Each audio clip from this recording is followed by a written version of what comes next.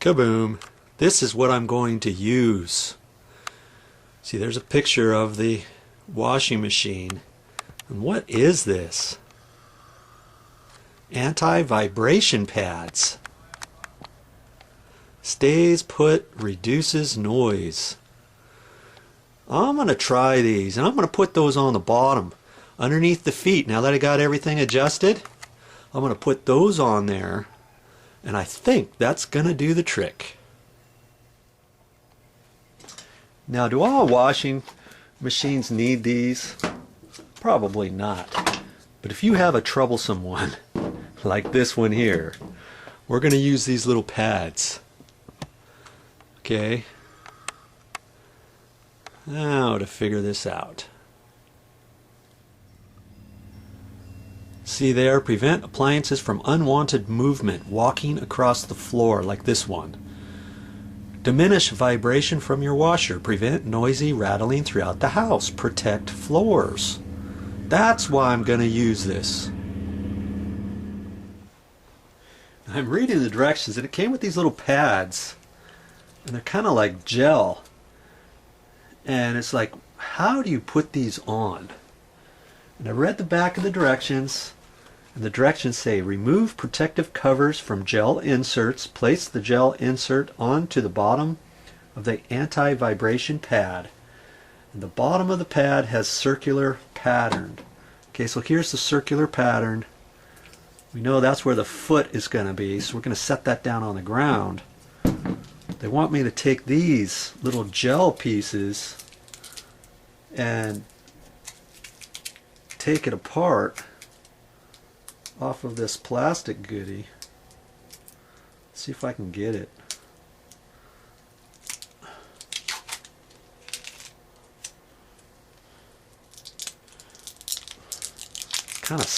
It feels like it's really sticky. Look at that. And then you're supposed to place it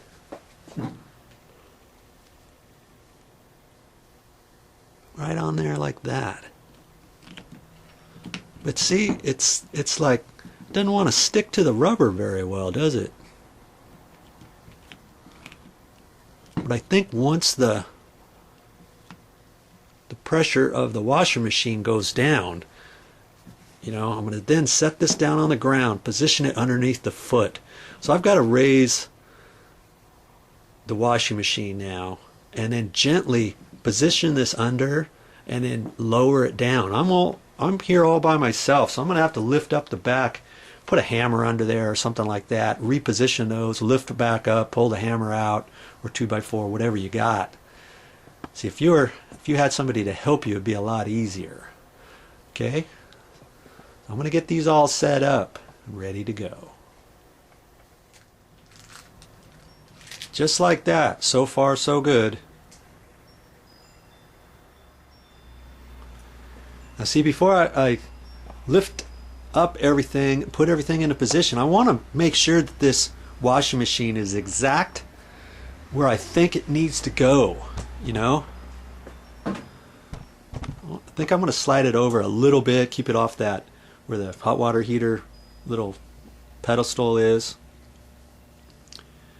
and get it situated back maybe just a hair or so, you know. Once I've got that determination, then I can tilt it up one side then the other, put those pads under there. Once you get it positioned exactly where you want it, made the determination where it goes, I'm going to have to rearrange the dryer just a little bit. You want to sweep out down there, you know, where the gel pads are going to go, so sweep all that out before you put those gel pads down. Here's my little helper today. Anything that you can get as a shim to lift up and push it under there. Okay? Now I can position these little feet down here exactly where I want them. In fact, I think I got to go up a little bit higher. Okay, so take that out, flip it around the other way, that way, because it was a little higher. Whew. I got the back ones in already. See, now I can carefully place that where it should go. Got the gel pad facing down on the bottom, remember.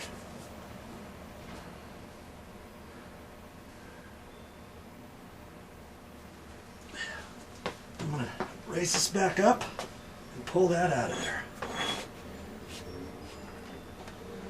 Ooh, there it is.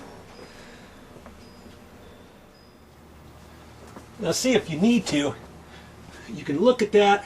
You want to make sure it's right in there, because there was a groove in there. And it's okay. It's within the groove line. All right.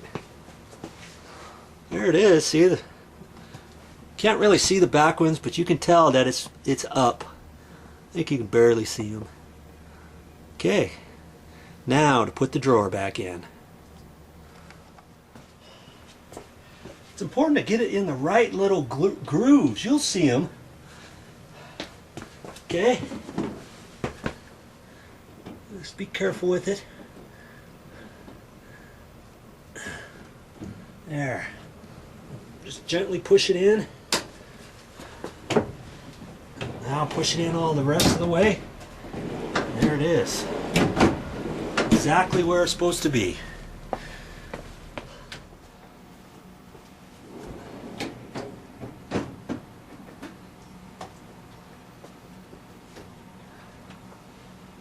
Ready for the first customer. Now that I have those friction pads on there, it's gonna wiggle a little bit because it's on those anti-vibration pads. Okay, but hopefully it's gonna stay in the right place.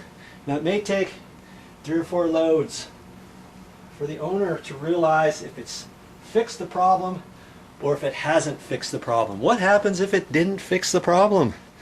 Well, that might mean the service tech has to come out and do some work. Maybe the bearings are wobbly around there and there's some loose bearings, or something needs to be tightened up and it's out of balance or something. I thought I put these anti-vibration pads on there first, and more than likely, even if something does happen and if somebody needs to come out here and fix this, it's still a good idea to put those anti-vibration pads on. Okay? It took a little bit of work, and I'm a little bit out of breath because I was here all by myself. But you know what? If I can do it, an average Joe, you can do it.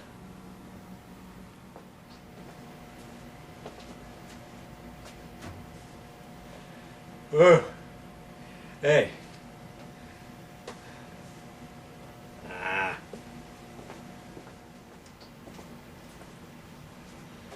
Whew. Well, that's all I have time for today.